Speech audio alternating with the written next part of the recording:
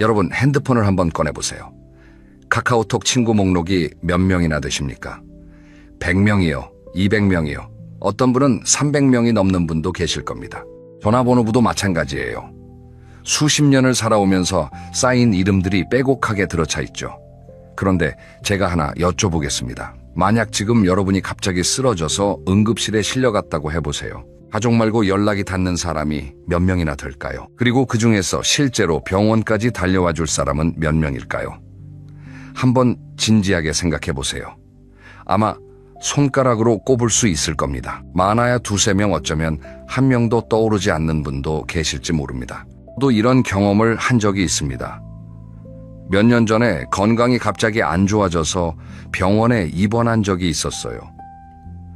그때 제가 알게 된 사실이 하나 있습니다. 경조사 때 사람 많이 오는 게 성공한 인생인 줄 알았어요. 결혼식장에 하객이 많으면 얼굴이 넓은 거고, 장례식장에 조문객이 줄을 서면 인맥이 넓은 거라고 생각했죠.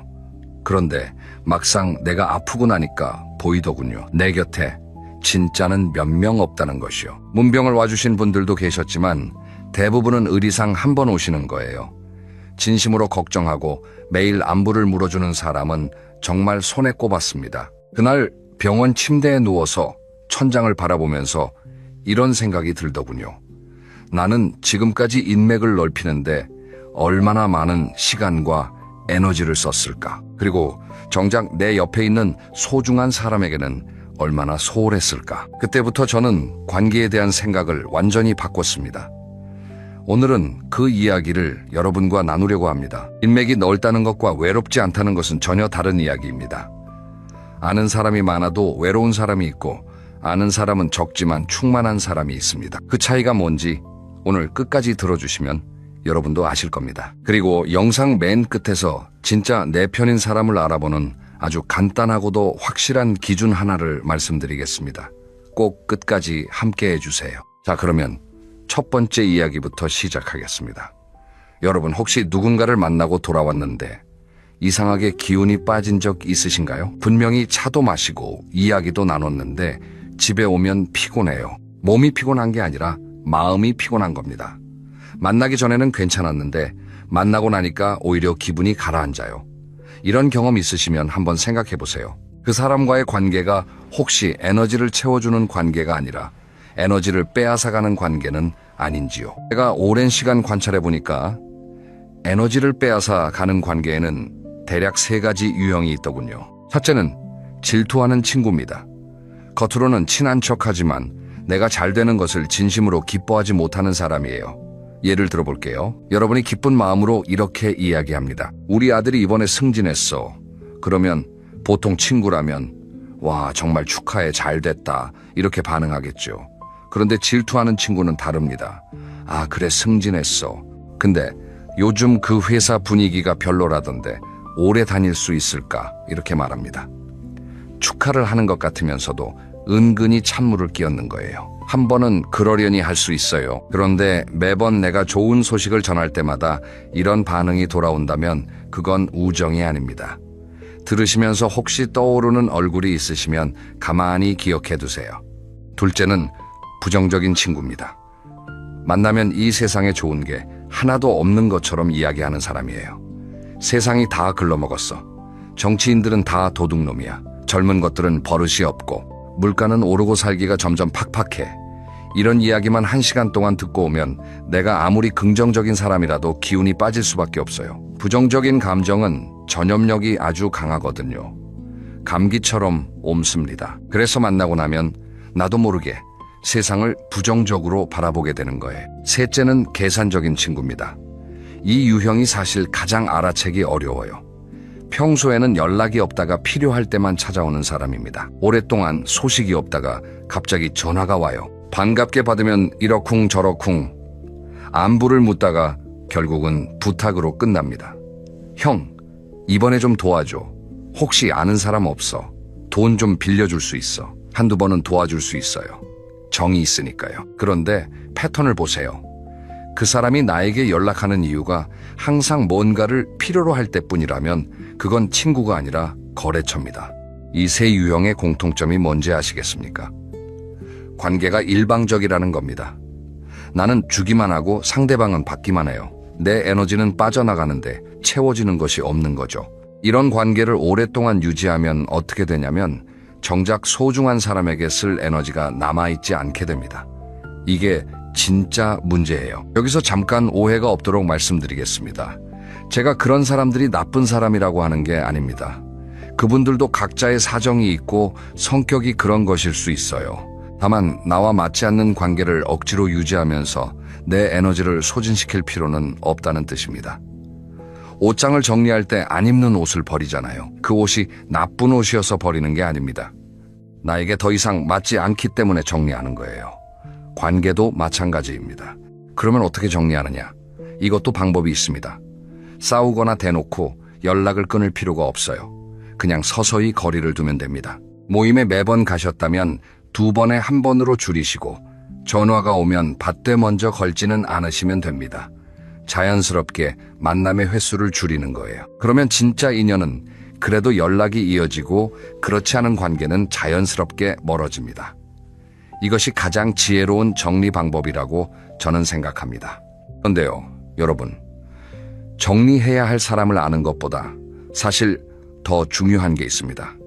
그건 바로 남겨야 할 사람을 아는 것입니다. 지금부터 그 이야기를 해보겠습니다. 여러분, 왜 딱 2~3명이면 충분하다고 하는지 그 이유를 말씀드릴게요. 인간의 감정 에너지라는 것은 무한하지 않습니다. 체력에 한계가 있듯이 마음의 에너지에도 한계가 있어요. 하루에 쓸 수 있는 감정의 총량이 정해져 있다고 생각해 보세요. 그 에너지를 10명에게 나눠 쓰면 한 사람당 돌아가는 양이 얼마나 되겠습니까? 아주 적겠죠. 얕은 관심밖에 줄 수 없는 겁니다. 그런데 그 에너지를 2~3명에게 집중하면 한 사람 한 사람에게 깊은 관심과 진심을 줄 수 있어요. 비유를 하나 해볼게요. 물을 주는 화분이 10개가 있다고 합시다. 물이 한 컵밖에 없는데 10개의 화분에 나눠주면 어떻게 될까요? 다 말라 죽습니다. 어느 하나도 제대로 자라지 못해요. 그런데 같은 한 컵의 물을 2~3개의 화분에만 주면 그 화분들은 싱싱하게 잘 자랍니다.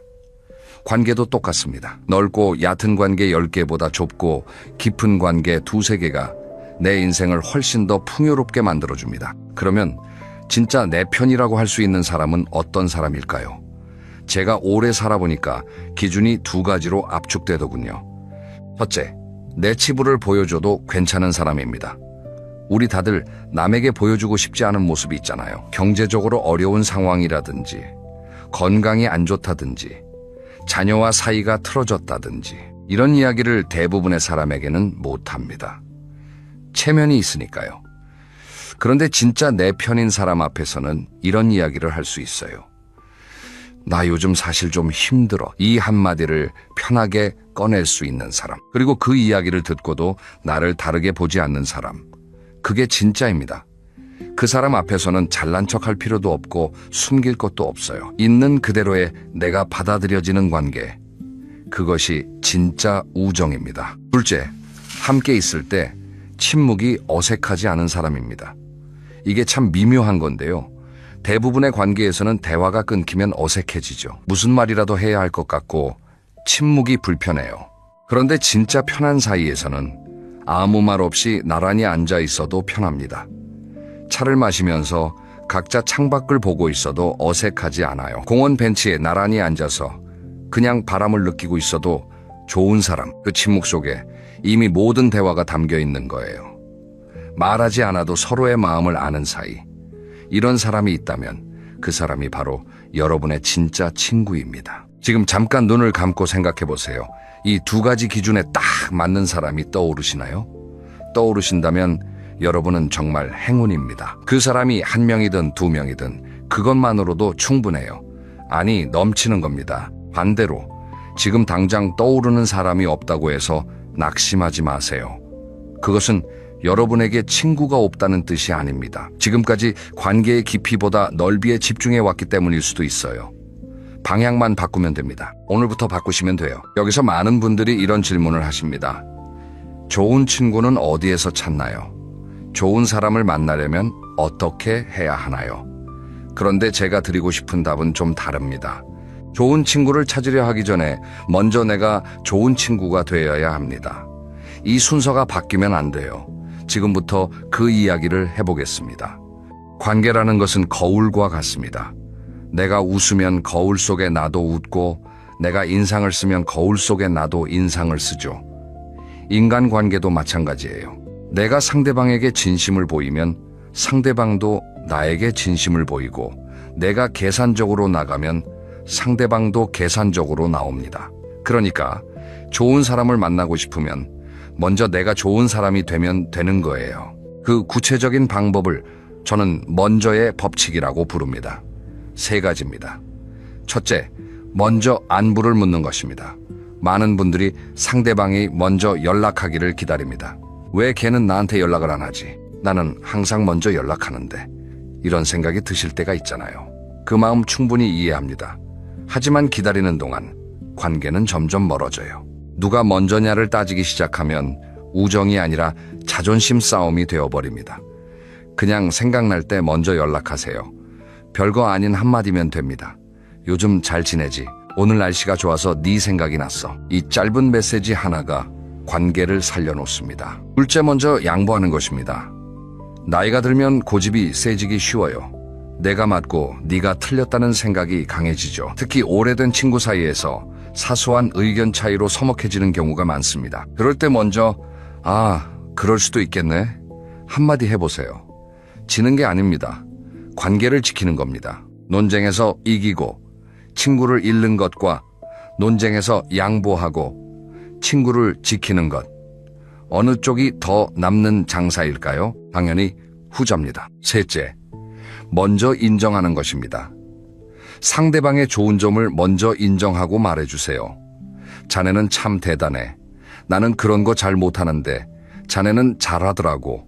이런 말을 들으면 기분이 좋아지잖아요. 내가 먼저 상대방을 인정해주면 상대방도 나를 인정해줍니다. 이게 거울의 법칙이에요. 그런데 먼저의 법칙을 실천하면서 반드시 함께 가져야 할 마음가짐이 하나 있습니다. 그것은 바라는 마음을 내려놓는 것입니다. 이게 정말 어려워요. 내가 먼저 연락했으니까 상대방도 연락해야지. 내가 양보했으니까 다음에는 상대방이 양보해야지. 이렇게 기대하기 시작하면 끝이 없습니다. 기대가 생기면 실망이 따라오고 실망이 쌓이면 원망이 되거든요. 그래서 먼저 하되 바라지 않는 것. 이것이 핵심입니다. 쉽게 말하면 선물을 주는 마음으로 하라는 거예요. 선물은 주는 것 자체가 목적이잖아요. 받는 사람이 답례를 하든 안 하든 내가 주고 싶어서 주는 겁니다. 관계도 그렇게 접근하면 마음이 훨씬 편해집니다. 내가 안부를 물은 것은 내가 그 사람이 생각나서 보낸 것이지 답장을 받으려고 보낸 게 아니다. 이렇게 마음을 정하면 상대방의 반응에 일희일비하지 않게 됩니다. 역설적이게도 이렇게 바라는 마음을 내려놓으면 오히려 관계가 더 좋아져요. 상대방도 부담이 없어지니까요. 자, 여기까지 우리가 3가지 이야기를 했습니다. 에너지를 빼앗는 관계를 정리하는 법, 진짜 내 편을 알아보는 기준, 그리고 내가 먼저 좋은 친구가 되는 법. 그런데 아직 하나 더 중요한 이야기가 남아 있습니다. 인맥을 정리하고 나면 반드시 마주하게 되는 것이 있어요. 바로 혼자만의 시간입니다. 관계를 줄이면 당연히 혼자 있는 시간이 늘어나겠죠. 그 시간이 외롭게 느껴질까봐 두려워서 정리를 못하는 분들이 많습니다. 이 문제를 어떻게 다뤄야 하는지 지금부터 이야기해 보겠습니다. 여러분, 외로움과 고독은 다른 겁니다. 이 두 단어를 같은 뜻으로 쓰는 분이 많은데 전혀 달라요. 외로움은 사람이 필요한데 없을 때 느끼는 감정입니다. 고독은 혼자 있기를 선택했을 때 누리는 평화입니다. 외로움은 고통이지만 고독은 자유예요. 같은 혼자라는 상태인데 마음가짐에 따라 고통이 될 수도 있고 자유가 될 수도 있는 겁니다. 인맥 정리를 하면 처음에는 좀 허전할 수 있어요. 주말에 전화가 안 울리면 나에게 연락하는 사람이 이렇게 없었나 이런 생각이 들 수도 있고요. 하지만 그 허전함은 일시적인 겁니다. 시간이 지나면 그 자리에 뭔가 새로운 것이 채워지기 시작해요. 그것이 바로 나 자신과의 관계입니다. 우리는 평생을 다른 사람과의 관계에 에너지를 쏟아왔잖아요. 부모님과의 관계, 배우자와의 관계, 자녀와의 관계, 직장 동료와의 관계, 친구와의 관계. 그런데 정작 나 자신과의 관계에는 얼마나 신경을 쓰셨습니까? 나는 뭘 좋아하는지, 나는 혼자 있을 때 뭘 하면 행복한지, 이런 질문을 스스로에게 해본 적이 있으세요? 아마 많지 않으실 겁니다. 인맥 정리 후에 생기는 혼자만의 시간은 바로 이 질문에 답할 수 있는 시간입니다. 이 시간을 어떻게 쓰느냐에 따라 인생 후반기의 행복이 결정돼요. 구체적으로 어떻게 하면 좋을까요? 거창한 게 아닙니다. 아침에 일어나서 동네를 천천히 산책하는 것, 좋아하는 차 한 잔을 내려서 창밖을 바라보며 마시는 것, 예전에 읽고 싶었던 책을 다시 펼쳐보는 것, 일기를 쓰는 것, 텃밭에서 상추를 키우는 것, 이런 소소한 것들이 혼자만의 시간을 채워줍니다. 그리고 이런 시간을 보내다 보면 신기하게도 외로움이 사라져요. 혼자인데 외롭지 않은 상태, 오히려 이 시간이 기다려지는 상태. 이것이 바로 고동력입니다. 고동력이 생기면 관계가 완전히 달라집니다. 왜냐하면 더 이상 외로움을 채우기 위해 사람을 만나지 않게 되거든요. 진짜 만나고 싶은 사람만 만나게 됩니다. 억지로 모임에 나가지 않아도 되고 체면 때문에 관계를 유지할 필요도 없어요. 만남의 이유가 외로움이 아니라 기쁨이 되는 겁니다. 이 사람이 보고 싶어서 이 사람과 이야기하면 즐거우니까. 이런 이유로 만나는 관계만 남게 되면 모든 만남이 행복해집니다. 사람에게 기대하지 않는다는 것이 차갑게 들릴 수 있어요. 하지만 실은 그 반대입니다. 기대하지 않을 때 비로소 있는 그대로의 상대방을 받아들일 수 있게 돼요. 상대방이 연락을 안 해도 괜찮고 내 기대와 다르게 행동해도 괜찮은 거예요. 왜냐하면 내 행복의 원천이 상대방이 아니라 나 자신에게 있으니까요. 이 상태가 되면 역설적으로 관계가 훨씬 더 건강해집니다. 서로에게 부담이 없으니까 오히려 더 자주 만나고 싶어지고 더 진솔한 대화를 나눌 수 있게 되는 거예요. 나이가 들수록 고동력은 근력과 같습니다. 근력이 없으면 몸이 무너지듯이 고동력이 없으면 마음이 무너져요. 혼자만의 시간을 견디는 힘이 아니라 혼자만의 시간을 즐기는 힘. 이것을 키워나가시면 인생 후반기가 외로운 시간이 아니라 자유로운 시간이 됩니다. 자, 오늘 정말 긴 이야기를 함께 해주셨습니다. 여기서 전체를 한번 정리해 드릴게요. 오늘 우리가 나눈 이야기는 4가지였습니다. 첫째, 에너지를 빼앗는 관계를 알아보고 정리하는 것. 질투하는 사람, 부정적인 사람, 계산적인 사람과는 서서히 거리를 두시라는 것이었습니다. 둘째, 진짜 내 편인 사람을 알아보는 기준. 내 치부를 보여줘도 괜찮은 사람, 침묵이 어색하지 않은 사람, 이 2가지가 진짜 친구의 기준이라고 말씀드렸습니다. 셋째, 좋은 친구를 찾기 전에 내가 먼저 좋은 친구가 되는 것. 먼저 안부 묻기, 먼저 양보하기, 먼저 인정하기.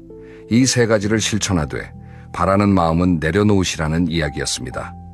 넷째, 고동력을 키우는 것. 혼자만의 시간을 외로움이 아니라 자유로 만드는 힘을 길러야 한다는 것이었습니다. 인생 하반기는 양보다 질입니다. 친구가 많은 것보다 진짜 친구가 있는 것이 중요하고 바쁜 것보다 평안한 것이 중요합니다. 관계를 정리한다는 것은 사람을 버린다는 뜻이 아닙니다. 정말 소중한 사람을 더 소중히 하기 위해 여백을 만드는 것입니다. 마지막으로 오늘 여러분께 과제를 하나 드리겠습니다. 지금 당장 카카오톡 목록을 열어보세요. 쭉 내려가면서 정말 소중한 그 사람을 찾아보세요. 1명이든 2명이든 상관없습니다. 그 사람에게 지금 바로 메시지 하나 보내세요. 거창할 필요 없습니다. 오늘 네 생각이 나서 연락해봤어. 잘 지내지? 이 한 줄이면 충분합니다. 그리고 만약 떠오르는 사람이 없다면 괜찮습니다. 오늘부터 나 자신에게 먼저 이렇게 말해보세요. 나는 충분히 괜찮은 사람이야. 나와 함께 있는 것만으로도 좋아. 이것이 모든 관계의 시작입니다. 이런 이야기가 도움이 되셨다면 좋아요 한번 눌러주시고 아직 구독을 안 하신 분은 구독도 부탁드립니다. 주변에 이 이야기가 필요한 분이 계시다면 공유도 해주세요. 여러분의 좋아요와 구독이 더 좋은 영상을 만드는 큰 힘이 됩니다. 다음 영상에서는 나이 들수록 반드시 알아야 할 돈과 관계의 경계선에 대해 이야기해 보겠습니다. 돈 때문에 무너지는 관계, 돈으로 지킬 수 있는 관계, 그 미묘한 차이를 함께 나눠보겠습니다. 그때까지 건강하시고 오늘도 소중한 사람에게 따뜻한 한마디 건네시는 하루 보내세요. 감사합니다. 말하는 법을 배우는 데는 2년이 걸리지만 침묵하는 법을 배우는 데는 60년이 걸린다는 말이 있습니다. 여러분, 이 말이 와닿으시나요? 우리는 태어나서 2년쯤 되면 말을 시작합니다. 그리고 그때부터 평생 말을 하며 살아요. 그런데 언제 입을 다물어야 하는지 그 기술은 아무도 가르쳐주지 않습니다. 한 가지 이야기를 해드릴게요. 한 72세 어머님이 계셨어요.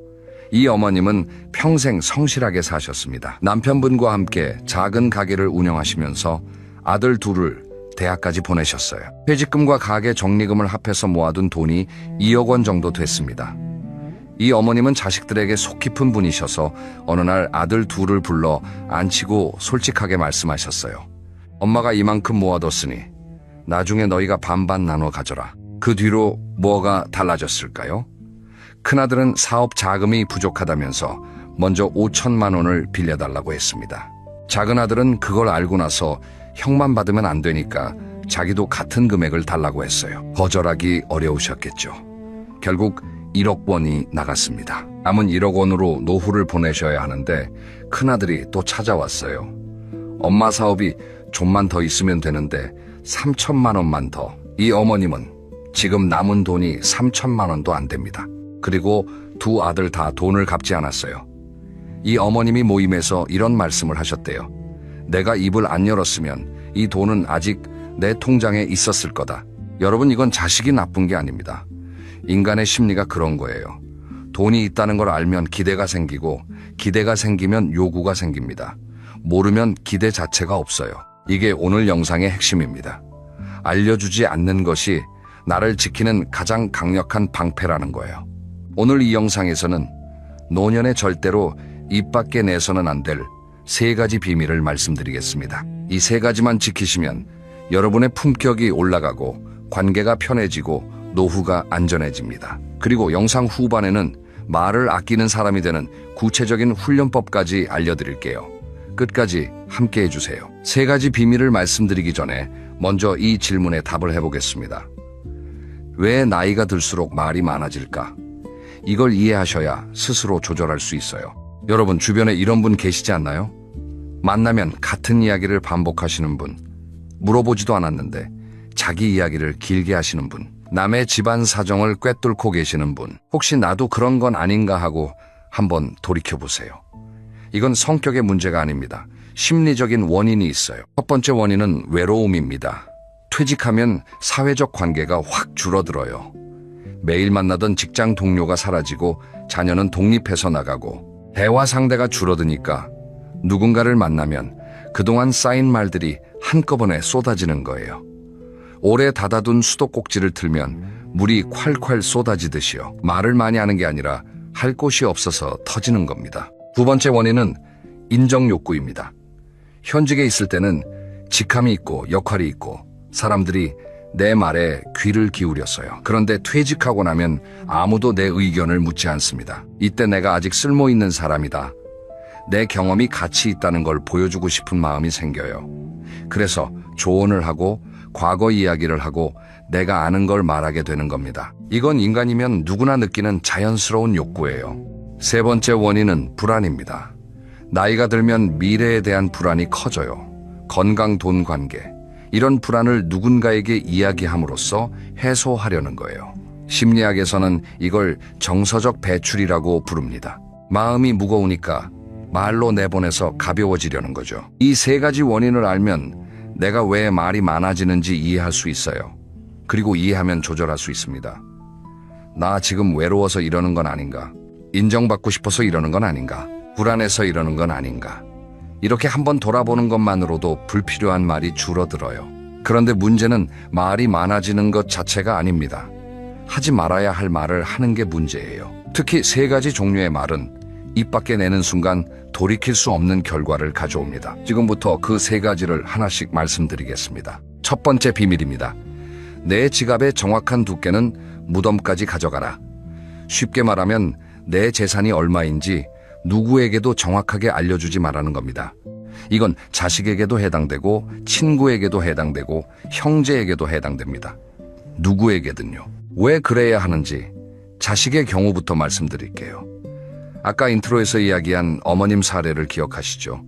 그분만의 이야기가 아닙니다. 이런 경우가 정말 많아요. 자식에게 내 재산을 다 공개하는 순간 여러분은 부모가 아니라 현금 인출기가 될 수 있습니다. 이게 자식이 나쁜 게 아니에요. 다시 한번 강조하지만 인간의 심리가 그런 겁니다. 부모한테 3억 원이 있다는 걸 알면 이건 나중에 내 몫이구나 하는 생각이 무의식적으로 생겨요. 그리고 급할 때 부모한테 먼저 손을 벌리게 됩니다. 은행에 가서 대출 받는 것보다 부모한테 말하는 게 더 쉬우니까요. 한 번, 두 번 반복되면 당연하게 여기게 되고 결국 부모의 노후 자금이 사라집니다. 반대로 부모 재산이 얼마인지 모르면 어떨까요? 자녀는 자기 힘으로 해결하려고 합니다. 부모한테 기대할 수 없으니까 스스로 방법을 찾는 거예요. 이게 자녀를 위해서도 좋은 겁니다. 부모 돈의 기대는 자녀보다 스스로 해결하는 자녀가 더 강하게 자라잖아요. 친구에게는 왜 말하면 안 될까요? 친구 사이에 돈 이야기가 나오면 관계가 변합니다. 내가 친구보다 재산이 많으면 친구는 시기를 느껴요. 겉으로는 잘 됐다고 하지만 속으로는 편하지 않습니다. 반대로 내가 친구보다 적으면 나 스스로가 위축돼요. 어느 쪽이든 관계가 불편해집니다. 친구 사이의 돈 이야기는 독이에요. 형제 사이도 마찬가지입니다.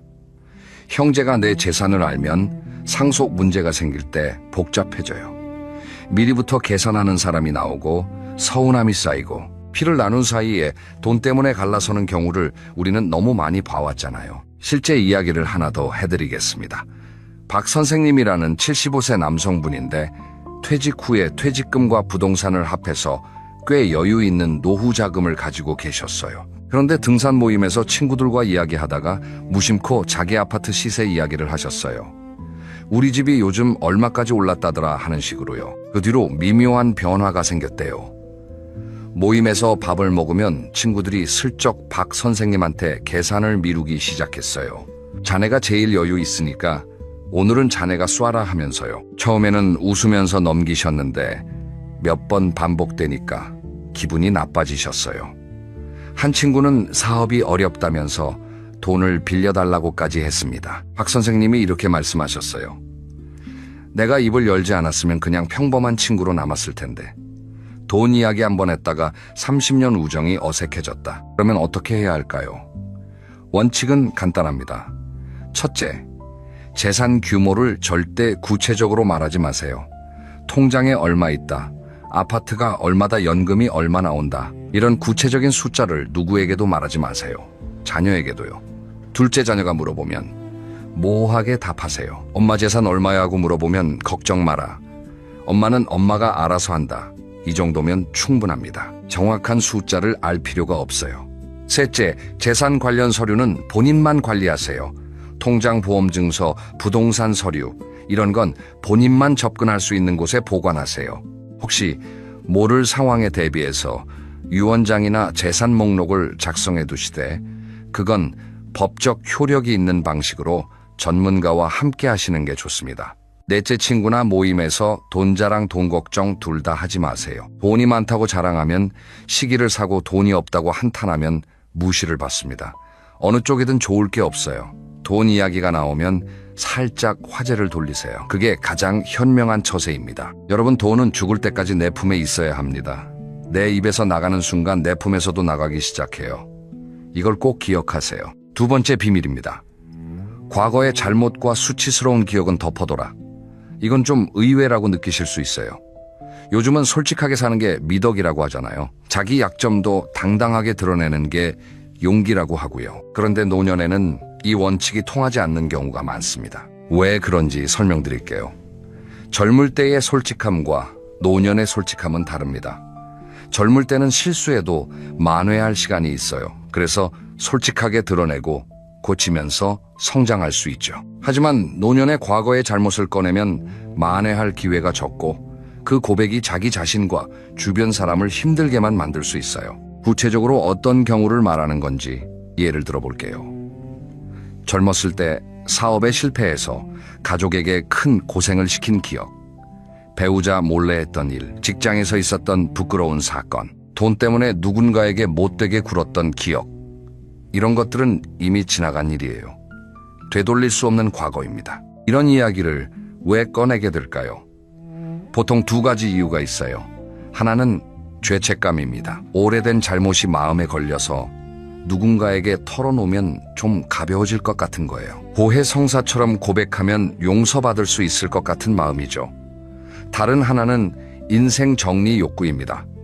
나이가 들면 내 인생을 돌아보면서 정리하고 싶은 마음이 생겨요. 그 과정에서 과거의 어두운 부분까지 꺼내놓고 싶어지는 겁니다. 마음은 이해합니다. 하지만 결과를 생각해 보세요. 여러분이 과거의 잘못을 자녀에게 이야기하면 어떻게 될까요? 자녀는 충격을 받습니다.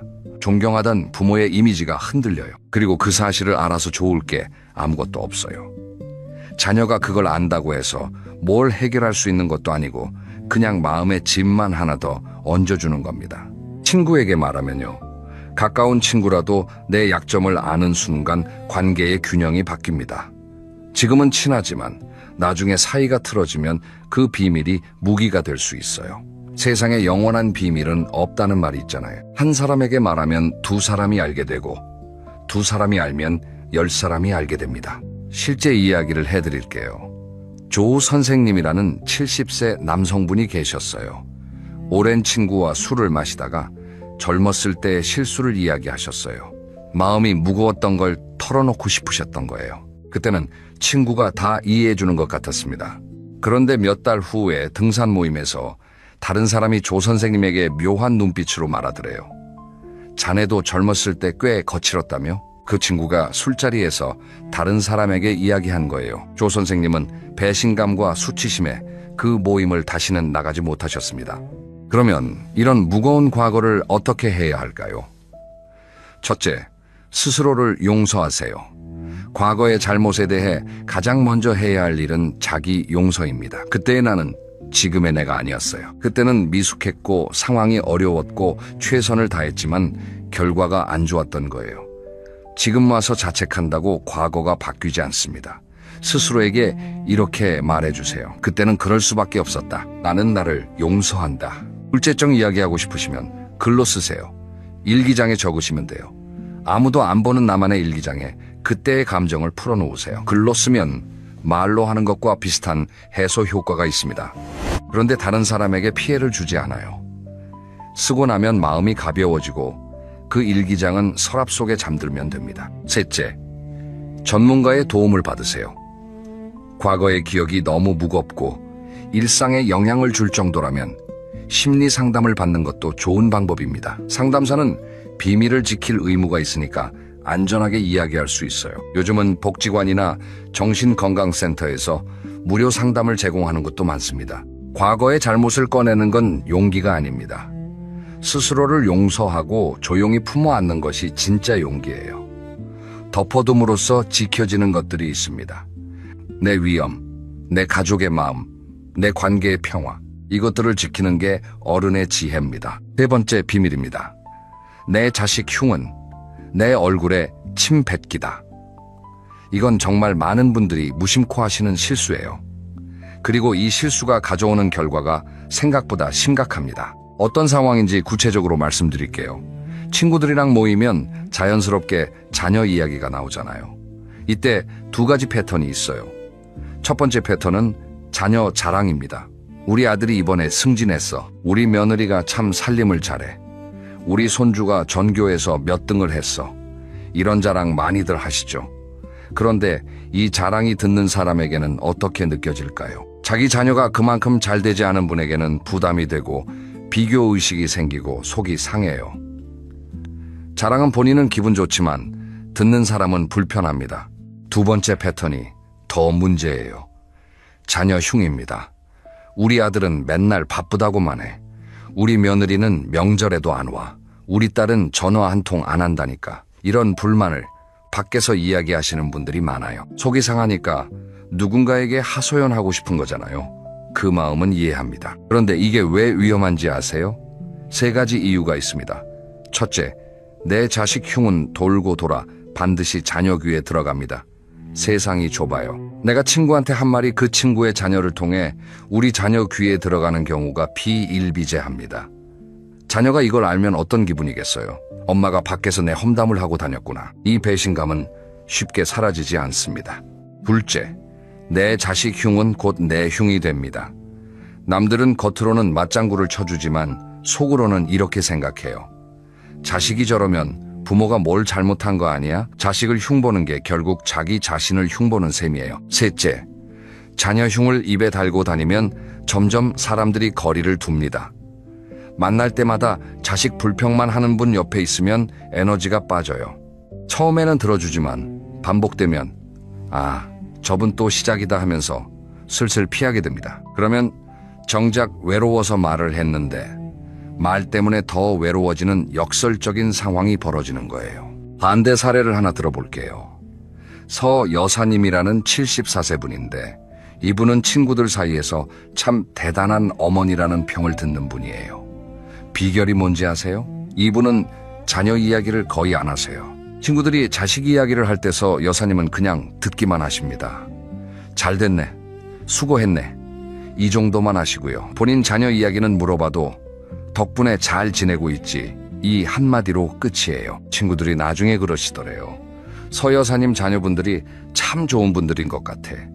왜냐하면 흉도 안 보고 자랑도 안 하니까 다 잘 되고 있는 거 아니겠어. 실제로 서 여사님 자녀분들이 특별히 대단한 건 아니에요. 보통의 가정을 꾸리고 사시는 평범한 분들이에요.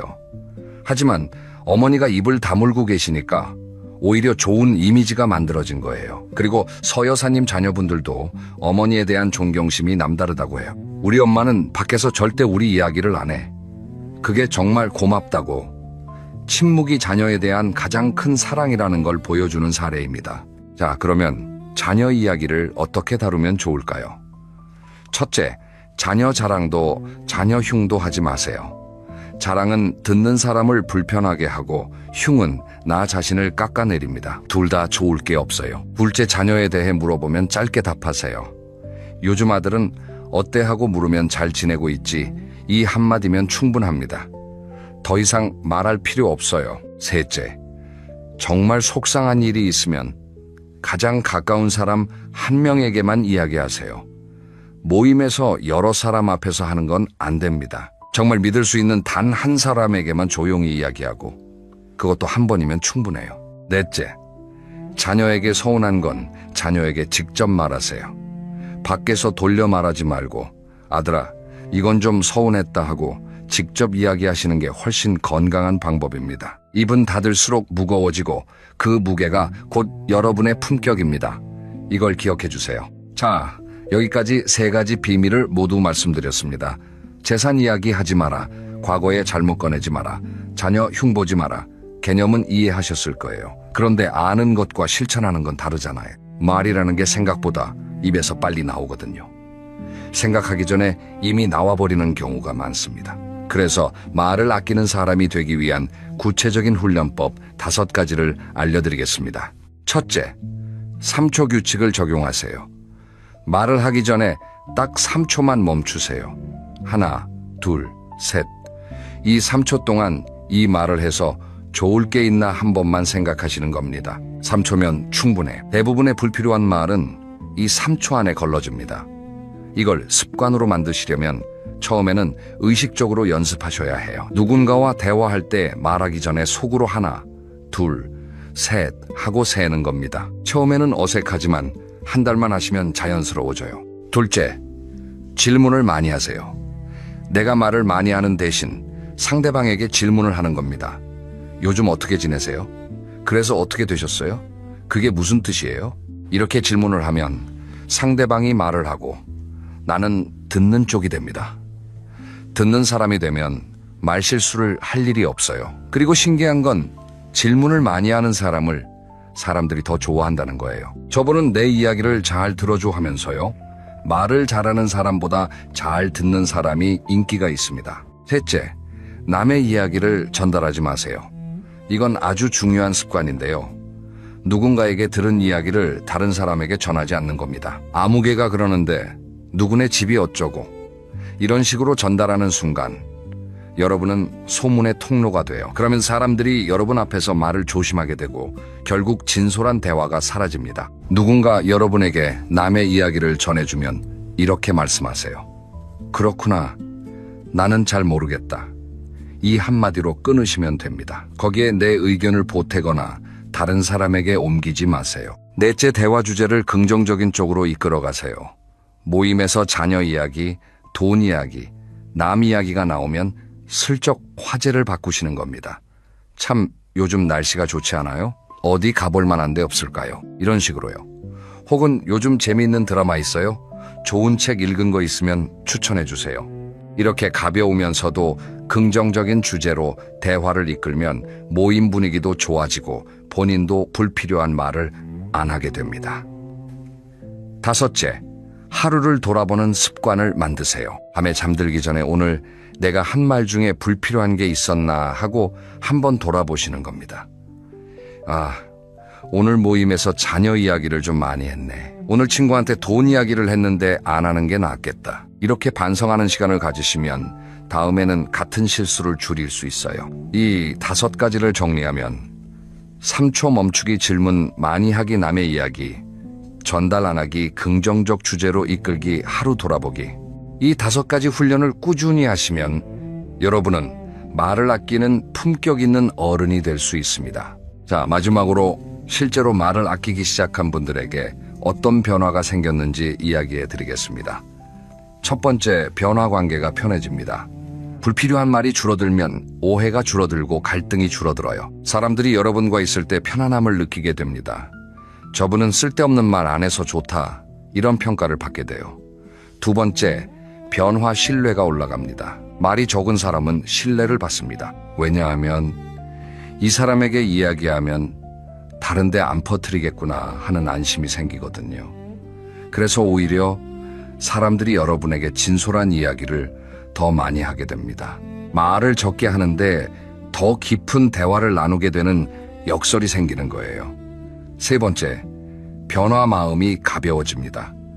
말을 많이 하면 에너지가 소모돼요. 특히 남의 이야기나 부정적인 이야기를 하고 나면 기분이 안 좋아지잖아요.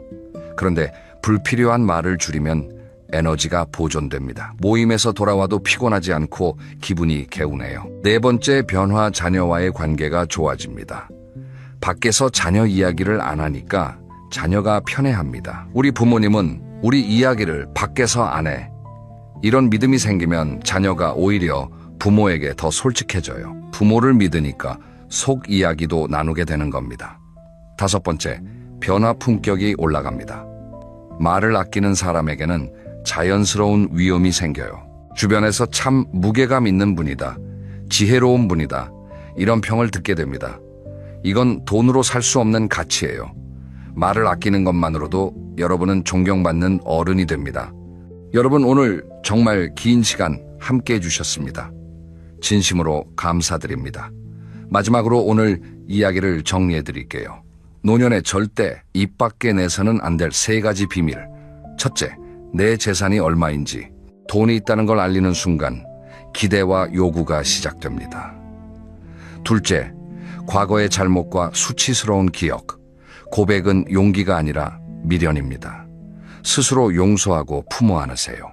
셋째, 내 자식 흉과 집안 이야기. 밖에서 하는 자녀 이야기는 자랑이든 흉이든 독이 됩니다.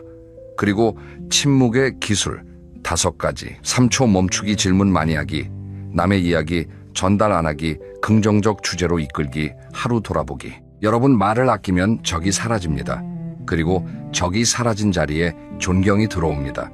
오늘부터 여러분의 입술을 조금만 더 닫아보세요. 그 대신 마음의 문을 열어보세요. 입을 닫을수록 귀가 열리고, 귀가 열리면 세상이 달라 보입니다. 품격 있는 어른은 말을 잘하는 사람이 아닙니다. 말을 아끼는 사람입니다. 그리고 여러분은 이미 그 길 위에 서 계십니다. 다음 영상에서는 노년에 꼭 정리해야 할 인간관계에 대해 이야기하겠습니다. 만나면 기분이 나빠지는 사람, 에너지를 빼앗는 관계를 어떻게 정리하면 좋은지 구체적인 방법을 알려드릴게요. 놓치지 않으시려면 구독과 알림 설정을 눌러주세요. 오늘도 건강하시고 품격 있는 하루 보내세요. 감사합니다. 여러분 안녕하세요. 요양원 어르신들의 인생 충고 시리즈 벌써 4번째 이야기입니다. 첫 번째에서는 인간관계, 두 번째에서는 돈과 일, 세 번째에서는 건강에 대한 후회를 다뤘는데요. 오늘은 좀 다른 이야기입니다. 오늘의 주제는 행복입니다. 시작하기 전에 여러분에게 한 가지 질문을 드리고 싶어요. 여러분, 지금 행복하세요? 이 질문을 받으시면 대부분 이렇게 대답하십니다. 글쎄요, 뭐 나쁘지는 않은데 딱히 행복하다고 할 수 있나? 왜 그럴까요? 먹고 살만하고 건강도 그럭저럭이고 가족도 있는데 왜 행복하다고 딱 말하기가 어려울까요? 요양원에서 만난 89살 할머니가 이 질문에 대한 답을 주셨습니다. 할머니께서 이렇게 말씀하셨어요. 나는 80년을 살면서 행복한 적이 별로 없었다고 생각했어. 근데 요양원에 와서 가만히 생각해보니까 행복한 순간이 엄청 많았더라고. 근데 그때는 몰랐어. 왜 몰랐냐면 맨날 다른 사람 쳐다보느라 내 행복을 못 봤거든. 다른 사람을 쳐다보느라 내 행복을 못 봤다. 이 한마디에 오늘 영상의 핵심이 다 들어 있습니다. 어르신들이 인생을 돌아보며 깨달으신 행복의 비결은 거창한 게 아니었습니다. 더 많이 가지는 것도 아니고 더 높이 올라가는 것도 아니고 더 잘나는 것도 아닙니다. 비교를 멈추는 것, 감사를 시작하는 것, 욕심을 내려놓는 것, 이 세 가지가 80년을 산 분들이 마지막에 깨달으신 행복의 비결이었습니다. 오늘도 10가지 충고를 준비했습니다. 이 영상을 끝까지 보시고 나면 지금 내 삶이 조금 다르게 보이실 겁니다. 불행하다고 생각했던 오늘, 이 사실은 꽤 괜찮은 하루였다는 걸 느끼시게 될 거예요. 자, 시작하겠습니다. 첫 번째 충고입니다. 남과 비교하지 마세요. 비교는 행복을 잡아먹는 도둑입니다. 84살 김 할아버지의 이야기입니다. 김 할아버지는 평범한 회사원이셨어요. 중간 규모 회사에서 과장까지 하시고 은퇴하신 분입니다. 할아버지의 인생에는 항상 비교 대상이 있었다고 합니다. 학교 다닐 때는 공부 잘하는 친구와 비교하고, 직장 다닐 때는 먼저 승진한 동기와 비교하고, 결혼하고 나서는 더 좋은 집에 사는 처남과 비교하고, 은퇴하고 나서는 연금 더 많이 받는 옆집 아저씨와 비교하고. 할아버지가 이렇게 말씀하셨어요. 나는 평생 내 옆에 있는 사람을 쳐다봤어. 쟤는 나보다 좋은 차를 타네. 쟤는 나보다 좋은 동네에 사네. 제 아들은 서울대를 갔네. 그런 생각을 하면 내가 가진 게 다 초라해 보이더라고. 근데 웃기는 게 뭔지 알아? 내가 부러워하던 그 사람도 다른 사람을 부러워하고 있었다는 거야. 여러분, 이 말씀이 정말 핵심을 찌르지 않습니까? 비교에는 끝이 없습니다. 내가 과장이면 부장이 부럽고, 부장이 되면 이사가 부럽고, 이사가 되면 사장이 부럽습니다. 아파트가 20평이면 30평이 부럽고, 30평이면 40평이 부럽고, 올라가도 끝이 없어요.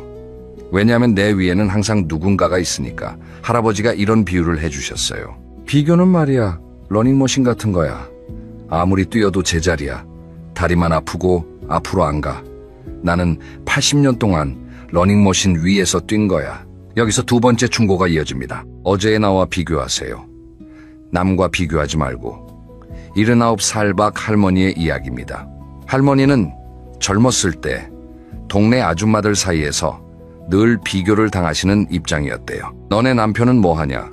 너네 아들은 어디 대학 갔냐? 너네 집은 아직도 전세냐? 이런 말을 들을 때마다 할머니는 속으로 작아지셨다고 합니다. 남편은 작은 가게를 하시는 분이었고 아들은 전문대를 갖고 집은 전세였거든요. 할머니가 이렇게 말씀하셨어요. 나는 남편을 원망했어. 왜 돈을 더 못 버냐고. 왜 다른 남편들처럼 못하냐고. 아들한테도 그랬어. 왜 공부를 못하냐고. 근데 지금 생각하면 내 남편은 성실하게 매일 가게를 열었고 내 아들은 착하게 자랐어. 그걸로 충분했는데 나는 남들 기준에 내 가족을 맞추려고 했던 거야. 여러분, 이 이야기가 가슴에 닿으시는 분 많으실 겁니다. 우리는 무의식적으로 남의 기준으로 내 삶을 평가합니다. 남들은 차를 바꿨는데 나는 아직 그 차를 타고 남의 자녀는 대기업에 다니는데 내 자녀는 아직 취업 준비 중이고, 이런 비교를 하면서 스스로 불행을 만들어냅니다. 근데 비교의 기준을 바꾸면 세상이 다르게 보입니다. 남과 비교하지 말고 어제의 나와 비교하세요. 어제보다 오늘 한 가지라도 나아졌으면 그것으로 충분합니다. 어제보다 조금 더 웃었으면 좋은 하루이고, 어제보다 조금 더 건강하면 좋은 하루입니다. 정리합니다. 첫째, 남과 비교하지 마세요. 비교는 끝이 없는 러닝머신입니다. 아무리 뛰어도 행복에 도착하지 못합니다. 둘째, 비교의 기준을 남에서 나로 바꾸세요. 어제의 나보다 오늘의 내가 조금이라도 나아졌다면 그것으로 충분합니다. 자, 다음 챕터로 넘어가겠습니다. 비교를 멈추면 뭐가 보이냐? 감사가 보입니다. 감사에 대한 이야기인데요. 이 이야기가 정말 따뜻합니다. 한번 들어보시죠. 세 번째 충고입니다. 매일 감사한 것을 3가지만 찾아보세요. 82살 이 할머니의 이야기입니다. 이 할머니는 요양원에 오시기 전에 혼자 사셨대요. 남편은 먼저 돌아가셨고 자녀들은 바빠서 자주 오지 못하고, 할머니는 매일이 불만이셨다고 합니다. 날씨가 너무 덥다, 무릎이 아프다, 자식들이 안 온다, 밥이 맛없다. 매일 불평을 하시면서 점점 더 우울해지셨대요. 그러다가 요양원에 오시고 나서 같은 방에 있는 다른 할머니를 만나셨습니다. 그 할머니는 두 눈이 안 보이시는 분이었대요. 근데 그 할머니가 매일 아침 이렇게 말씀하셨다고 합니다. 아, 오늘도 눈을 떴네. 감사하다. 새소리가 들리네. 감사하다. 밥이 따뜻하네. 감사하다. 이 할머니가 그걸 보고 충격을 받으셨대요. 나는 눈이 보이는데 불만이 가득하고 이 사람은 눈이 안 보이는데 감사가 가득해. 도대체 뭐가 다른 건가? 할머니가 이렇게 말씀하셨어요. 그분을 보고 나서 깨달았어. 감사는 조건이 아니라 습관이더라고. 가진 게 많아서 감사한 게 아니라 감사할 줄 아니까 가진 게 많아 보이는 거야. 여러분, 이 말씀이 정말 명언 아닙니까? 감사는 조건이 아니라 습관이다. 우리는 보통 이런 조건이 갖춰지면 감사하겠지라고 생각합니다. 돈이 더 있으면 감사할 텐데, 건강이 더 좋으면 감사할 텐데, 자녀가 더 잘 되면 감사할 텐데. 근데 그 조건이 갖춰져도 또 다른 불만이 생깁니다. 끝이 없어요. 반대로 지금 이 순간에 감사할 것을 찾는 연습을 하면 똑같은 상황인데도 기분이 달라집니다. 여기서 4번째 충고가 나옵니다.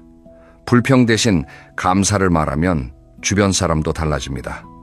86살 정 할아버지의 이야기입니다. 할아버지는 스스로 인정하시는 불평꾼이셨대요. 젊었을 때부터 모든 불만이 많으셨다고 합니다. 회사가 불만이고, 날씨가 불만이고, 정치가 불만이고, 만나는 사람마다 불평을 하셨대요. 그러다 보니까 주변에서 사람이 하나둘씩 떠나셨다고 합니다. 할아버지가 이렇게 말씀하셨어요. 불평하는 사람 옆에 있으면 피곤하잖아. 나도 알아. 근데 그때는 멈출 수가 없었어. 불평이 입에 붙어버린 거야. 습관이 된 거야. 할아버지가 달라지신 건 요양원에 오시고 나서였습니다. 요양원 복도에서 매일 아침 할아버지에게 인사하는 자원봉사자 청년이 한 명 있었대요. 그 청년이 매일 이렇게 인사했다고 합니다. 할아버지, 오늘도 건강하시죠? 감사합니다. 할아버지 얼굴 보니까 기분이 좋아요. 할아버지가 처음에는 뭐가 감사해? 이 사람아 하고 퉁명스럽게 대답하셨대요. 근데 그 청년이 매일 같은 말을 하니까 어느 날 할아버지도 모르게 이렇게 대답하셨다고 합니다. 그래, 나도 네 얼굴 보니까 좋다. 그 한마디를 하시고 나서 할아버지 스스로도 놀라셨대요. 내 입에서 좋다는 말이 나올 줄 몰랐어. 평생 불평만 했는데.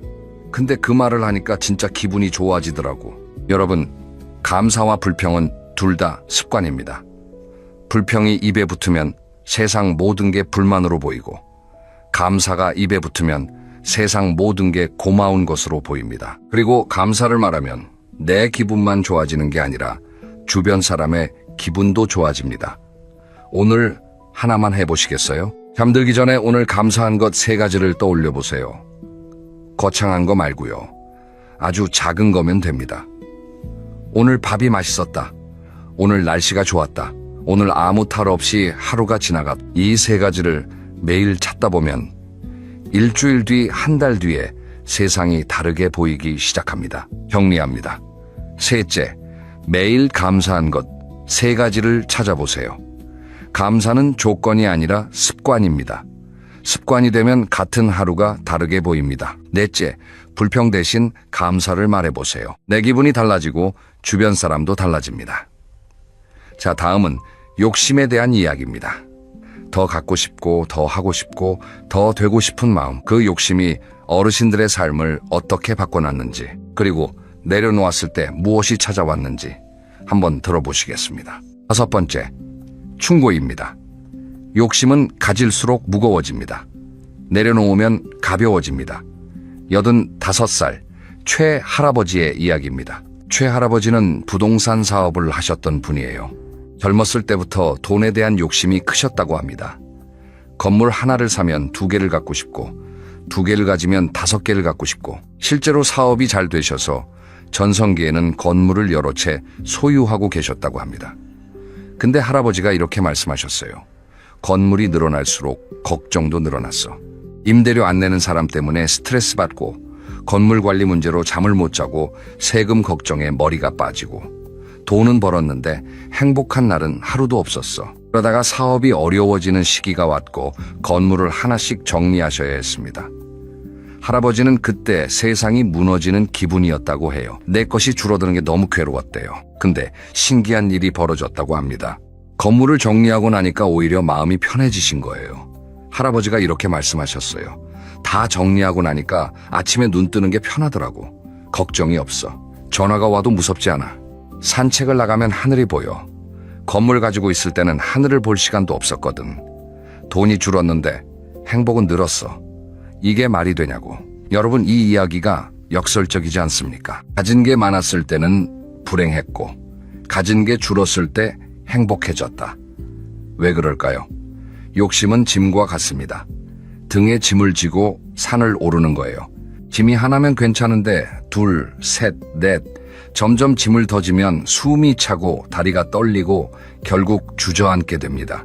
그때 짐을 내려놓으면 어떻게 되냐면 다리가 가벼워지고 숨이 쉬어지고 다시 걸을 수 있게 됩니다. 할아버지가 내려놓은 건 건물이 아닙니다.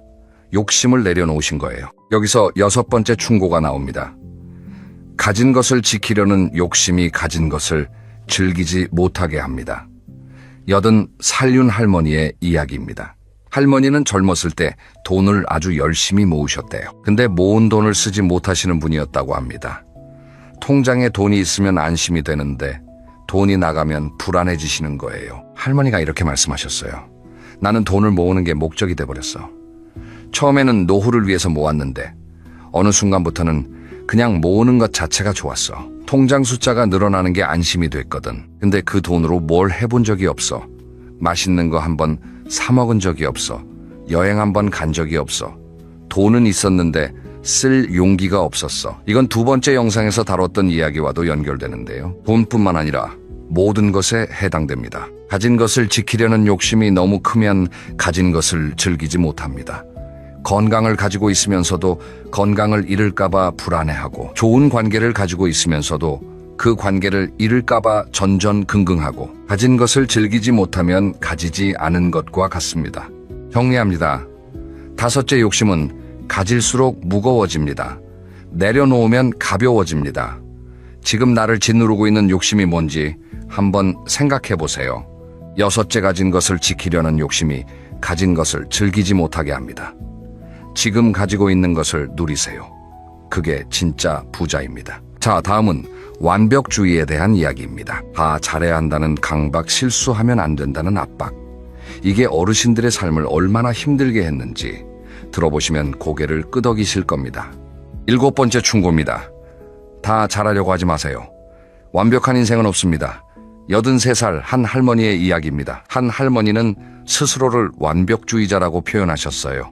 집안일도 완벽하게, 자녀 교육도 완벽하게, 남편 뒷바라지도 완벽하게, 모든 걸 다 잘해야 한다고 생각하셨대요. 아침에 눈 뜨면 집안 구석구석을 청소하시고, 밥은 반찬 5가지 이상 꼭 차리시고, 아이들 학교 준비물 하나도 빠뜨리지 않으시고, 겉으로 보면 완벽한 주부, 완벽한 엄마, 완벽한 아내. 근데 속은 항상 불안하셨다고 합니다.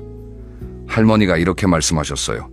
뭘 해도 만족이 안 됐어. 반찬을 5개 했으면 6개 할 걸 싶고, 청소를 했으면 여기가 좀 덜 됐네 싶고, 나한테 100점이 아니면 다 0점이었어.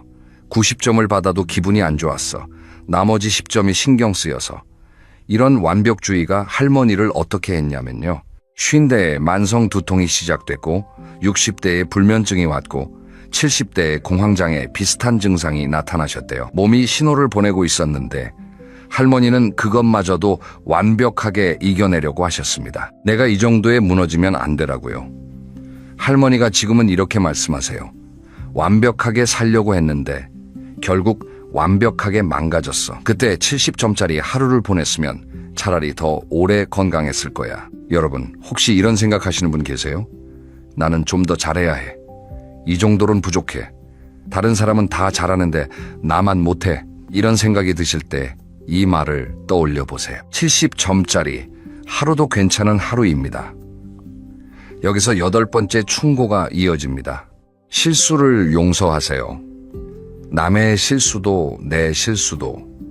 87살 문 할아버지의 이야기입니다. 문 할아버지는 실수를 용납 못하시는 분이셨대요. 본인의 실수도 못 참으시고 남의 실수는 더 못 참으셨다고 합니다. 직장에서 부하 직원이 실수하면 크게 화를 내시고 아내가 뭘 잘못하면 잔소리를 하시고 자녀가 성적이 떨어지면 호되게 꾸짖으셨대요. 그 결과가 어땠냐면요. 직장에서는 후배들이 할아버지를 피했고 집에서는 아내가 눈치를 보며 사셨고 자녀들은 아버지를 무서워했다고 합니다. 할아버지가 이렇게 말씀하셨어요. 나는 그게 원칙이라고 생각했어. 실수 없이 완벽하게 하는 게 맞다고 생각했거든. 근데 지금 보면 내가 사람들한테 너무 가혹했어. 실수 한 번 했다고 화를 내면 그 사람이 나를 어떻게 좋아해. 사람은 실수하는 거야. 나도 실수했잖아.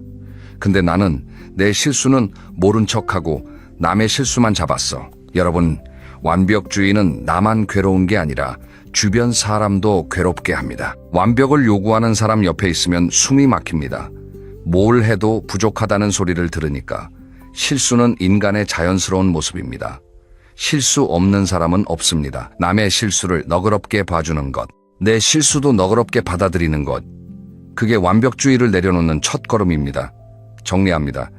7째, 완벽한 인생은 없습니다. 70점짜리 하루도 괜찮은 하루입니다.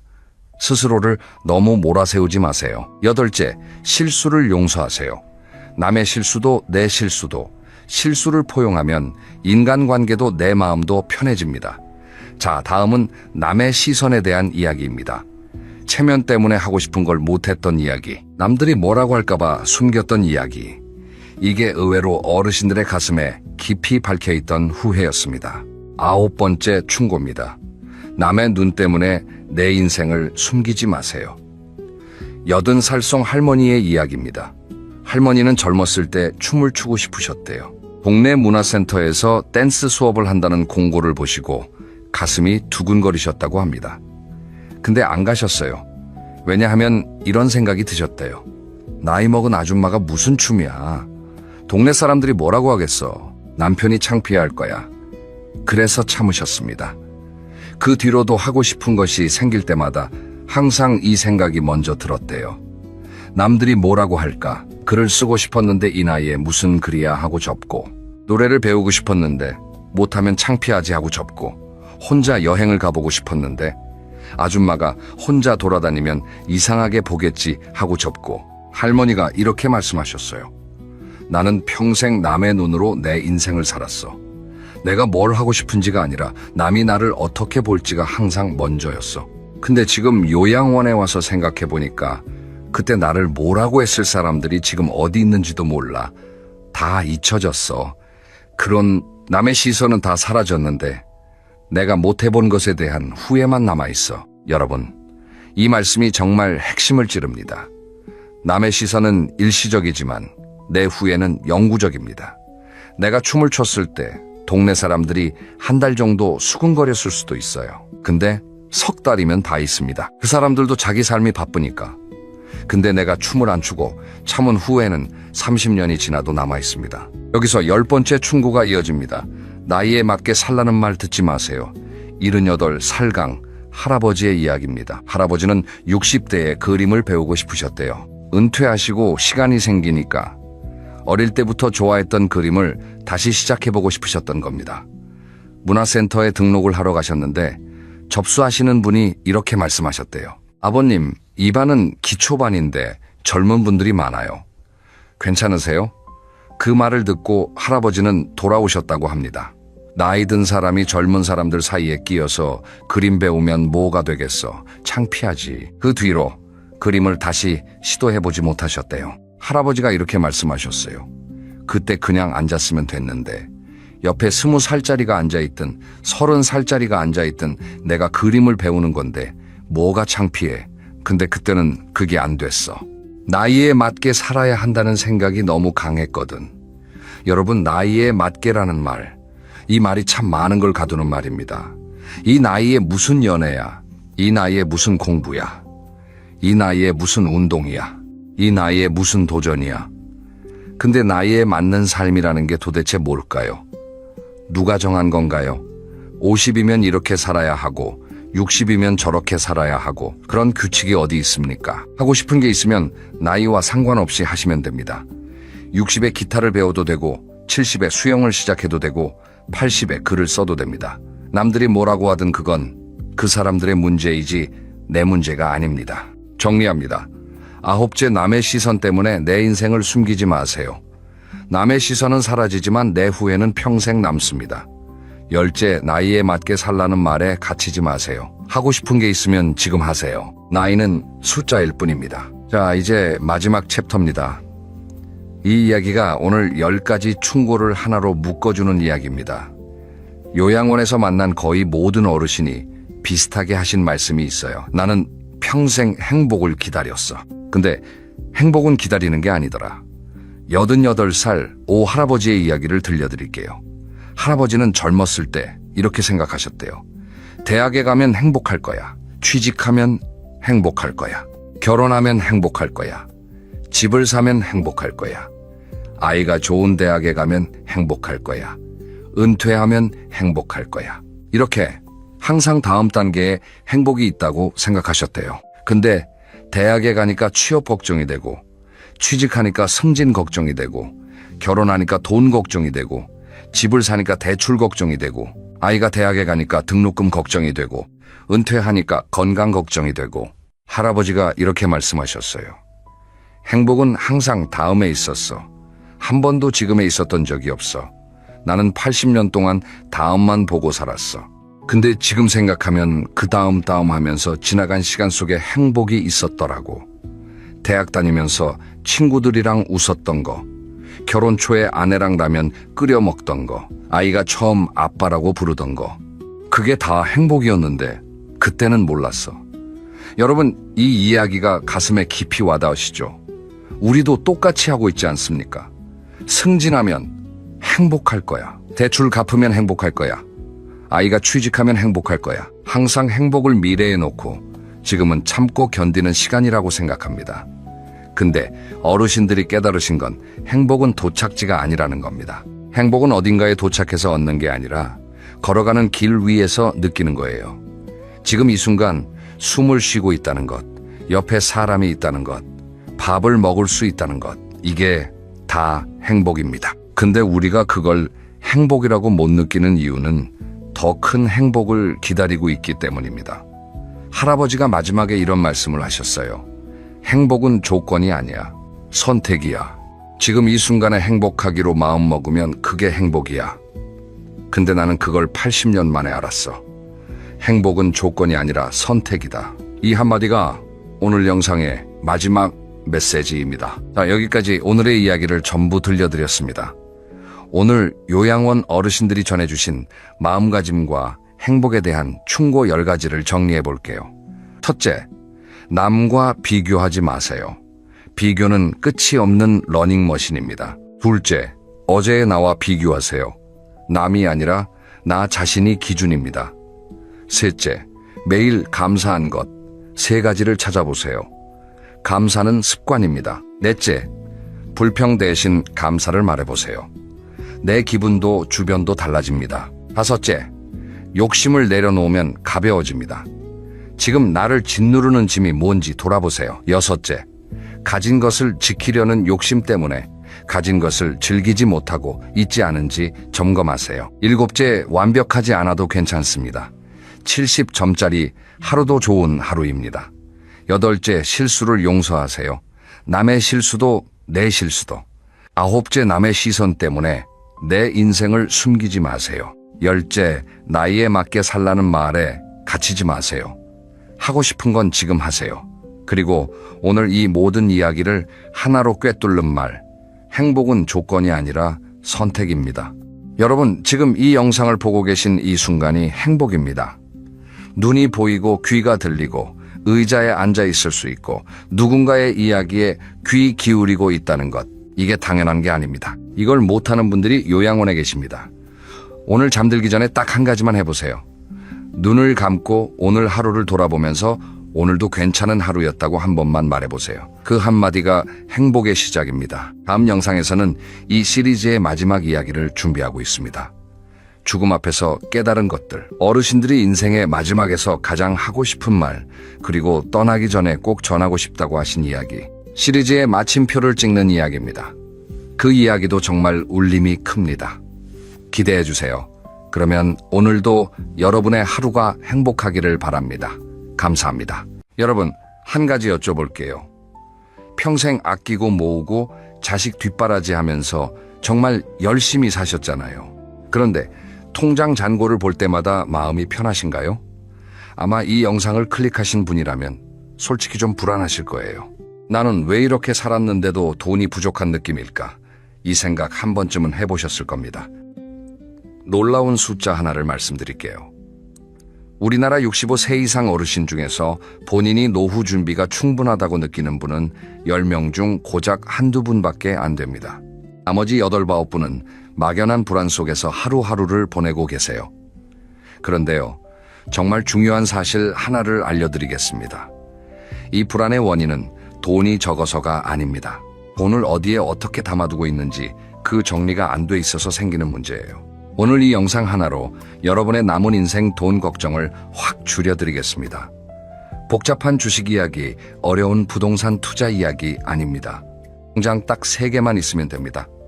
3개의 통장이 여러분의 노후를 완전히 바꿔놓을 수 있습니다. 끝까지 함께 해주시면 영상이 끝날 때쯤 여러분은 바로 오늘부터 실천할 수 있는 구체적인 방법을 손에 쥐고 계실 거예요.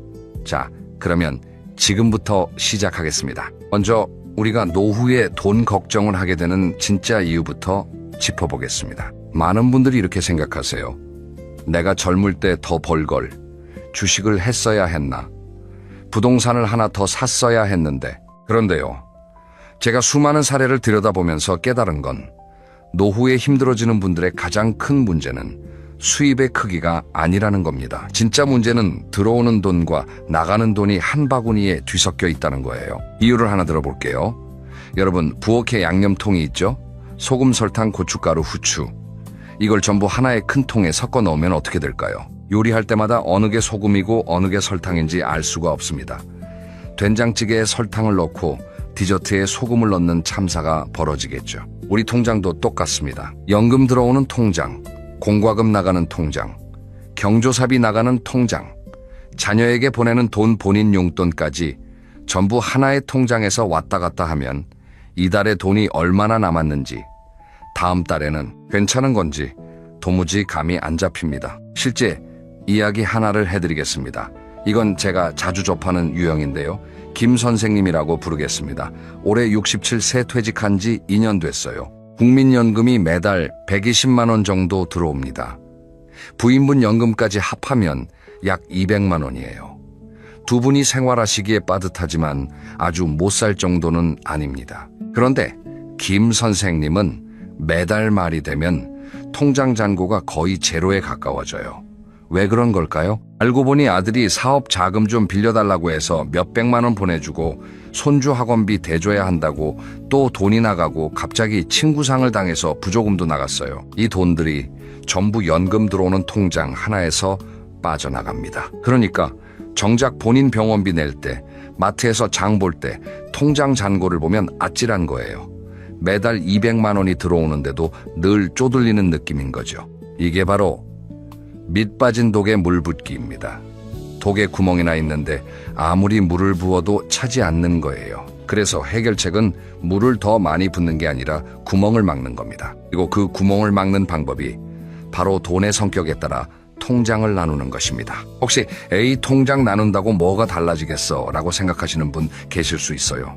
그런데요, 이건 단순히 돈을 옮기는 행위가 아닙니다. 돈에 이름표를 붙여주는 거예요. 이름이 붙은 돈은 함부로 쓰이지 않습니다. 이건 행동경제학에서도 이미 증명된 원리예요. 사람은 같은 10만 원이라도 이건 내 여행 자금이야 라고 이름을 붙여두면 훨씬 아끼게 됩니다. 반대로 이름 없이 그냥 통장에 들어있으면 이 정도쯤이야 하면서 쉽게 써버리죠. 지금부터 그 세 개의 통장이 각각 어떤 역할을 하는지, 어떻게 만들고 어떻게 운영하면 좋은지 하나하나 차근차근 말씀드리겠습니다. 이 세 개의 통장에는 각각 별명이 있어요. 첫 번째는 생명줄 통장, 두 번째는 방패 통장, 세 번째는 행복 통장입니다. 이름만 들어도 느낌이 오시죠? 자, 그러면 첫 번째 통장부터 가보겠습니다. 첫 번째 통장, 생명줄 통장입니다. 이름 그대로 여러분의 생활을 매달 숨쉬게 해주는 통장이에요. 이 통장의 역할은 아주 명확합니다. 매달 규칙적으로 들어오는 돈, 그리고 매달 반드시 나가야 하는 돈, 이 두 가지만 이 통장에서 관리하는 겁니다. 먼저 들어오는 돈을 정리해 볼까요? 국민연금, 개인연금, 퇴직연금, 혹시 임대 수입이 있으시다면 그것까지 매달 정해진 날짜에 꼬박꼬박 들어오는 고정 수입을 말합니다. 여기서 중요한 건 불규칙한 수입은 이 통장에 넣지 않는다는 거예요. 예를 들어 자녀가 가끔 용돈을 보내준다든가 중고 물건을 팔아서 돈이 생겼다든가 이런 건 나중에 다른 통장에서 다루겠습니다. 다음 나가는 돈을 볼게요. 매달 꼭 내야 하는 것들이 있죠. 관리비, 전기요금, 수도요금, 가스비, 통신비, 건강보험료, 그리고 식비, 이런 것들을 우리는 고정 지출이라고 부릅니다. 날마다 살면서 반드시 지불해야 하는 비용이에요. 자, 이렇게 정리하면 아주 간단한 그림이 나옵니다. 한쪽에는 매달 들어오는 돈, 다른 한쪽에는 매달 나가는 돈. 이 두 숫자의 차이가 바로 여러분이 한 달에 쓸 수 있는 진짜 여유분입니다. 이 숫자를 정확히 아는 것, 이게 노후 재정 관리의 첫걸음이에요. 많은 분들이 이 숫자를 모릅니다. 대충 이 정도 들어오고 대충 이 정도 나가겠지 하고 감으로 사세요. 그런데 감으로 살면 어느 달은 괜찮고 어느 달은 갑자기 마이너스가 납니다. 왜냐하면 우리가 생각하는 대충이라는 게 실제보다 항상 낙관적이거든요. 나가는 돈은 실제로 더 많고 들어오는 돈은 생각보다 적습니다. 이 차이가 쌓이면 불안이 되는 거예요. 그래서 제가 지금 바로 해보시라고 권해드리는 게 있어요. 아주 간단합니다. 종이 한 장 아니면 스마트폰 메모장을 여세요. 거기에 두 줄만 적으시면 됩니다. 위에는 매달 들어오는 돈이라고 적고 아래에는 매달 꼭 나가는 돈이라고 적으세요. 그리고 하나하나 숫자를 채워 넣어 보시는 거예요. 국민연금 얼마, 개인연금 얼마, 관리비 얼마, 보험료 얼마. 이 작업을 하시면 처음에는 좀 놀라실 수도 있어요. 이렇게나 나가고 있었어? 하실 수 있습니다. 그런데 그 놀라움이 바로 변화의 시작이에요. 안 보이던 돈의 흐름이 눈에 보이기 시작하면 그때부터 불필요한 지출이 자연스럽게 줄어듭니다. 아는 것만으로도 달라지는 거예요. 생명줄 통장을 운영할 때 지켜야 할 원칙이 몇 가지 있습니다. 첫째, 이 통장에서는 오직 생활비만 나가야 합니다. 자녀에게 보내주는 돈, 경조사비, 여행비, 이런 건 절대 이 통장에서 빼지 마세요. 이 통장은 오직 먹고 자고 이동하고 건강을 유지하는 데 필요한 돈만 관리하는 곳입니다. 둘째, 자동이체를 최대한 활용하세요. 관리비, 전기, 수도, 가스, 통신비, 보험료, 이런 고정 지출은 전부 자동이체로 걸어두시는 게 좋습니다. 왜냐하면 매달 일일이 납부하다 보면 깜빡하는 경우가 생기고 연체료가 붙고 그러면 스트레스를 받으시잖아요. 자동이체를 걸어두면 머리가 편해집니다.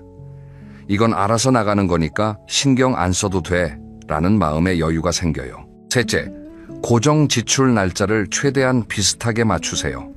예를 들어 연금이 매달 25일에 들어온다면 자동이체 날짜를 27일이나 28일쯤으로 모아두는 겁니다. 그러면 돈이 들어오고 2, 3일 안에 고정비가 한꺼번에 빠져나가니까 나머지 기간 동안 통장에 남은 돈이 곧 이번 달 내가 쓸 수 있는 생활비라는 게 한눈에 보이거든요. 이게 정말 편합니다. 넷째, 매달 초에 5분만 투자하세요. 이건 시간 투자예요. 매달 초에 통장을 한번 열어보고 이번 달에는 얼마 남았구나 확인하는 습관을 들이시면 됩니다. 딱 5분이면 돼요. 이 5분이 그달 한 달의 마음 편안함을 결정합니다. 생명줄 통장의 핵심을 한 문장으로 정리하면 이렇습니다. 들어오는 돈과 나가는 돈을 한 바구니에 담아서 내 생활의 숨통을 눈에 보이게 만드는 것. 이게 전부예요. 어렵지 않죠? 그런데 이것만 해도 여러분의 노후 재정이 놀라울 정도로 안정됩니다. 자, 그런데 여기서 한 가지 의문이 드실 겁니다. 그러면 갑자기 큰 돈이 필요하면 어떡해? 맞아요. 아무리 생활비 통장을 잘 관리해도 인생에는 예상 못한 일이 생기잖아요. 갑자기 병원에 입원해야 한다든가, 집에 보일러가 고장났다든가, 자녀가 급하게 도움을 요청한다든가. 이럴 때 생활비 통장에서 돈을 빼면 어떻게 될까요? 그달부터 생활이 흔들립니다. 그러면 다음 달도 그 다음 달도 연쇄적으로 영향을 받아요. 이걸 막아주는 게 바로 두 번째 통장입니다. 두 번째, 통장 방패 통장입니다. 이 통장은 말 그대로 여러분의 생활비를 지켜주는 방패 역할을 합니다. 예상치 못한 지출이 갑자기 날아올 때 생활비 통장 대신 맞아주는 든든한 보호막이에요. 왜 이 통장이 필요한지 일상적인 예를 들어보겠습니다. 여러분, 자동차를 운전하시면 범퍼가 있죠.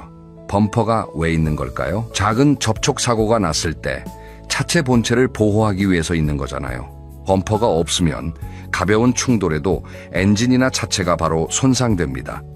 방패 통장이 바로 이 범퍼 역할을 하는 겁니다. 실제로 제가 주변에서 본 안타까운 경우를 말씀드릴게요. 박 선생님이라는 분이 계셨어요. 70한 세 되시는 분인데 퇴직 후에 연금으로 알뜰하게 생활하고 계셨습니다. 그런데 어느 날 갑자기 무릎 관절 수술을 받으셔야 했어요. 수술비가 250만 원 정도 나왔습니다.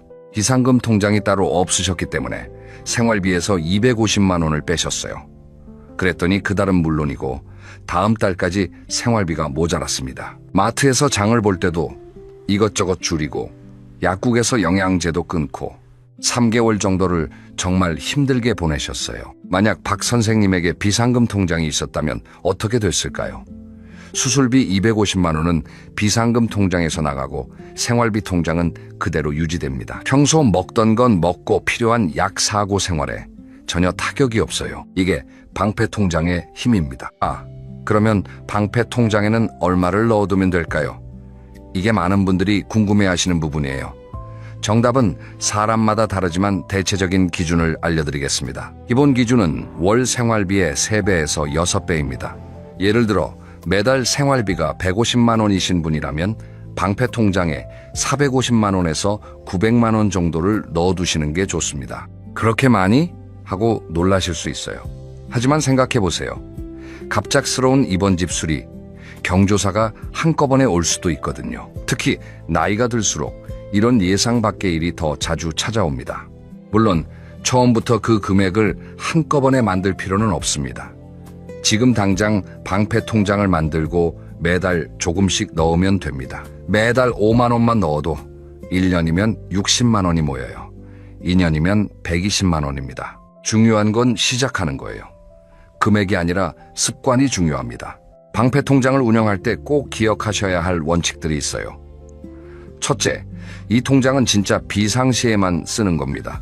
자녀가 아빠 좀 급해라고 할 때마다 이 통장을 열면 정작 본인에게 진짜 비상이 닥쳤을 때 비어 있습니다.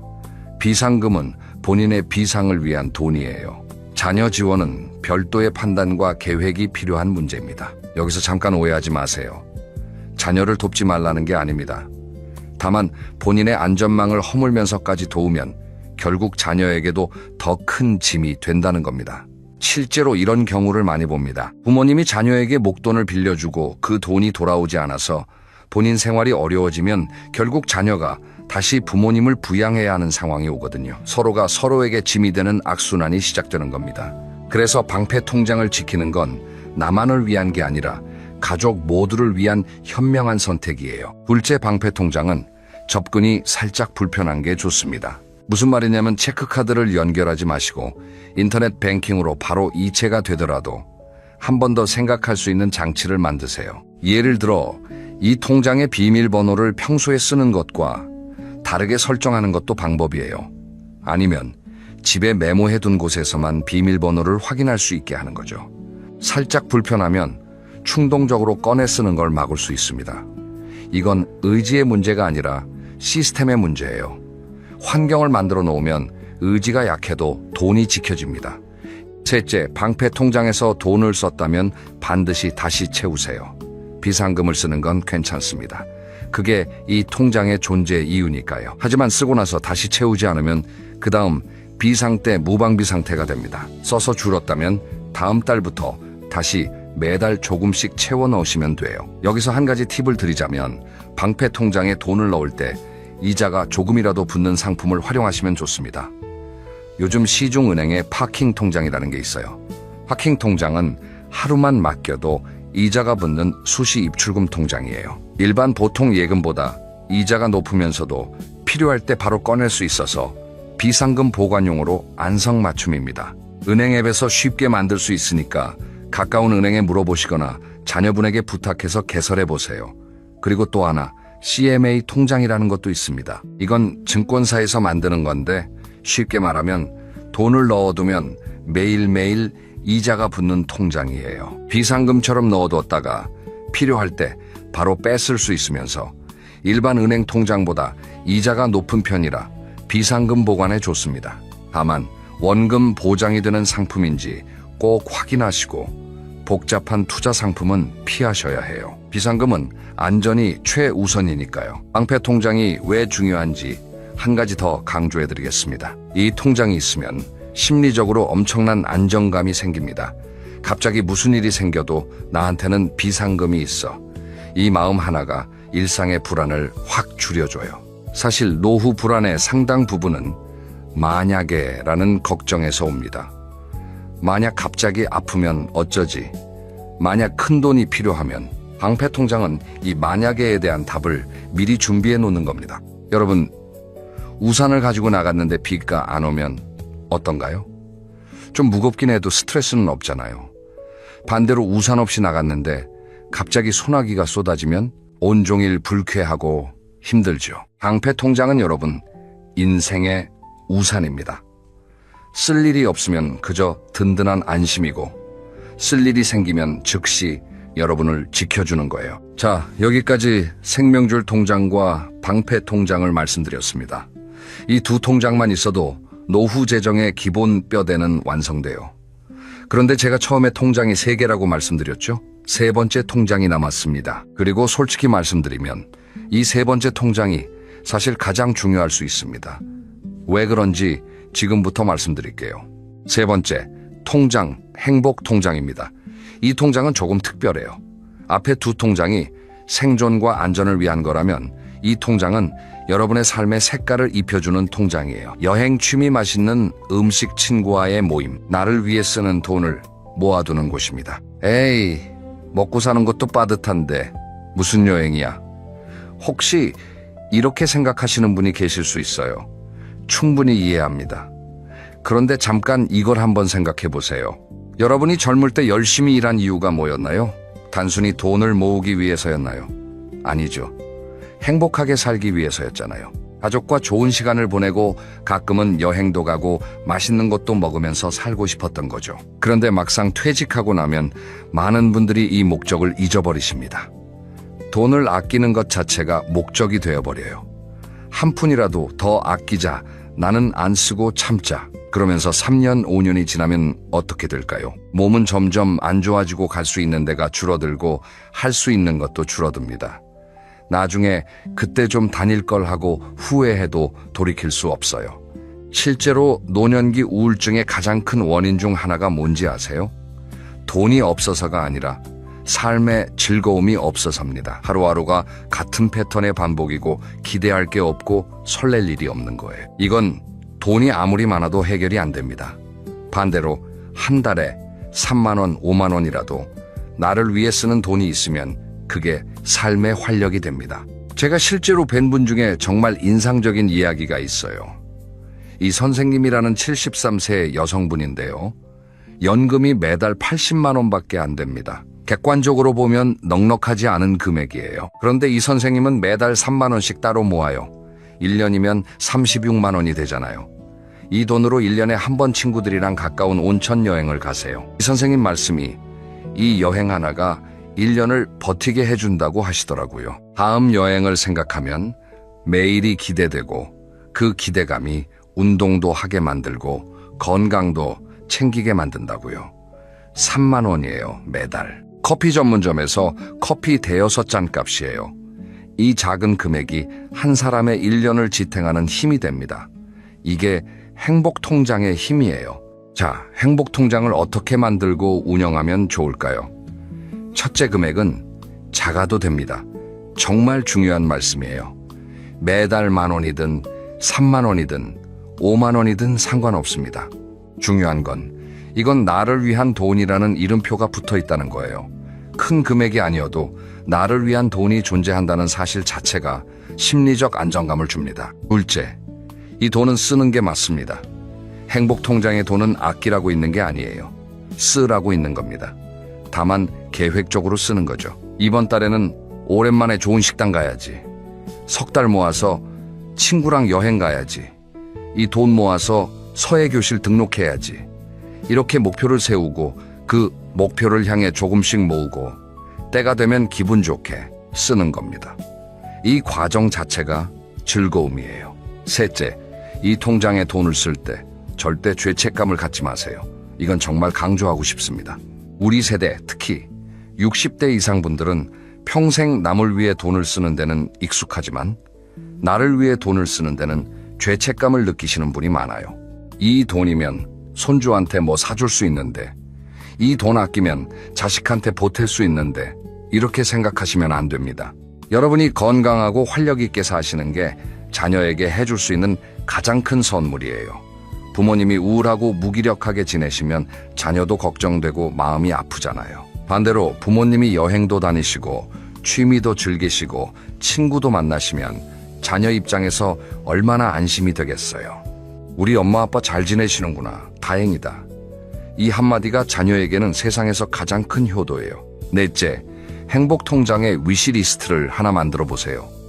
통장을 만드실 때 작은 종이에 오래 하고 싶은 것을 3가지만 적어보세요. 거창할 필요 없어요. 따뜻한 곳에서 족욕하기, 오래된 친구와 점심 먹기, 전에 못 가본 수목원 가보기, 이런 소소한 것들이면 충분합니다. 이 목록을 통장이랑 같이 보관하세요.